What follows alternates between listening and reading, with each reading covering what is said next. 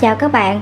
Ở clip trước thì mình cũng đã chia sẻ đến với các bạn công thức làm nước chấm muối ớt xanh, và hôm nay sẽ thêm một cách làm nước chấm nữa để chúng ta ăn với các món nướng cũng rất là ngon và đơn giản dễ thực hiện.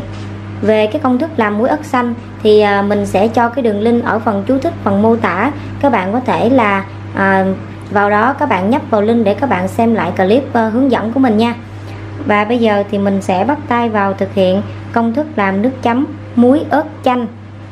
Và để thực hiện cách làm muối ớt chanh, các bạn chuẩn bị cho mình ở đây là 2 muỗng canh muối hột. Thường thì muối hột mình làm nước chấm nó sẽ có cái vị mặn vừa phải, nó sẽ ngon hơn. Còn nếu như không có thì mình sử dụng muối bọt vẫn được nha.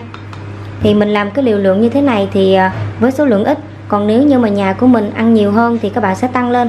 Ở đây là 2 muỗng canh muối hột. Và về đường cát trắng mình cũng sẽ sử dụng liều lượng bằng với lượng muối luôn, là 2 muỗng canh đường. Ở đây là 5 quả tắc, nửa trái ớt sừng không cay và một trái ớt hiểm. Bởi vì mình không ăn cay được cho nên là mình kết hợp thêm với ớt sừng. Còn ai ăn cay được thì sử dụng hoàn toàn từ ớt hiểm. Cũng như không có tắc thì sử dụng thay thế bằng chanh. Ở đây là 5 lá chanh để giúp cho nước chấm của mình nó có cái vị thơm và đặc biệt hơn. Rồi bây giờ chúng ta sẽ cùng bắt tay vào thực hiện cách làm muối ớt chanh này nhé. Tắc thì các bạn sẽ cắt đôi ra.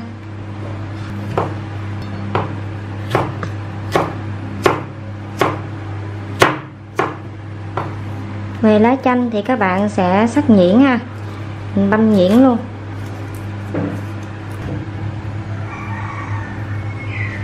Bây giờ các bạn chuẩn bị cho mình một cái chén như thế này ha. Mình lót một cái khăn ở dưới như thế này nè, để khi mà mình giã muối nó sẽ không có bị bể chén nha. Rồi cho hết 2 muỗng canh muối vào chén, 2 muỗng canh đường. Sau đó cho ớt vào luôn. Bây giờ thì chúng ta sẽ đi giã nhuyễn. Về công thức nước chấm muối ớt chanh này thì mình cũng tự tìm tòi và học hỏi thôi. Cho nên là nếu như mà bạn nào áp dụng công thức này và các bạn thấy ngon thì các bạn hãy comment cũng như là cho mình biết cảm nhận.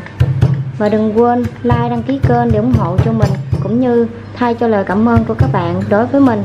Còn nếu như bạn nào biết một công thức nào về nước chấm muối ớt chanh ngon hơn thì các bạn hãy chia sẻ chân thành đến với mình bằng cách là các bạn cũng comment trực tiếp vào bên dưới cho mình biết luôn nha. Và các bạn giã đường, muối và ớt đến khi nào mà nó tan ra được như thế này nè, nó hòa quyện với nhau như thế này là được ha. Tiếp theo thì các bạn sẽ sử dụng một cái rây như thế này để mà mình vắt nước cốt tắc. Mình loại bỏ cái phần hạt đi để tránh cho nước chấm của mình nó bị đắng. Rồi mình bỏ hạt đi ha các bạn. Cuối cùng thì các bạn sẽ cho lá chanh băm nhuyễn vào. Cuối cùng thì mình sẽ khuấy tan đường ra. Mình khuấy đều cái nước chấm này lên, rất là thơm luôn các bạn ơi, ngon lắm. Các bạn hãy thử vào bếp và thực hiện cái công thức nước chấm này đi, bảo đảm sẽ được người nhà, người thân của mình dành nhiều lời khen luôn á. Mình thử nhiều lần lắm rồi, mình làm cái nước chấm này gia đình mình rất là thích ha, cho nên là mình mới chia sẻ đến với các bạn. Hy vọng là các bạn cũng sẽ yêu thích cái nước chấm này của mình. Mình ngửi thấy được cái mùi thơm của lá chanh, cái vị chua chua ngọt ngọt nữa các bạn. Chưa nếm nữa mà cảm thấy là trong miệng của mình là nó tứa nước miếng luôn. Lúc này các bạn thấy nước chấm của mình nè, nó sệt sệt như thế này là đạt nha các bạn, là ngon rồi. Rồi các bạn, đây là thành phẩm của chúng ta. Như vậy là chúng ta đã hoàn thành xong công thức làm nước chấm muối ớt chanh. Mình đã cho qua một cái chén khác để các bạn có thể là quan sát rõ hơn cái phần nước chấm của mình, rất là ngon luôn á. Bây giờ mà có thêm một đĩa đồ nướng ở đây nữa thì còn gì bằng, phải không nào? Rồi mình chúc các bạn sẽ thành công nha. Và nếu như các bạn cảm thấy yêu thích, các bạn hãy cho mình một like và đăng ký kênh để ủng hộ cho mình, động viên mình cho ra nhiều clip hay hơn nữa. Cảm ơn tất cả các bạn đã theo dõi. Hẹn gặp lại các bạn vào những clip tiếp theo. Bye bye.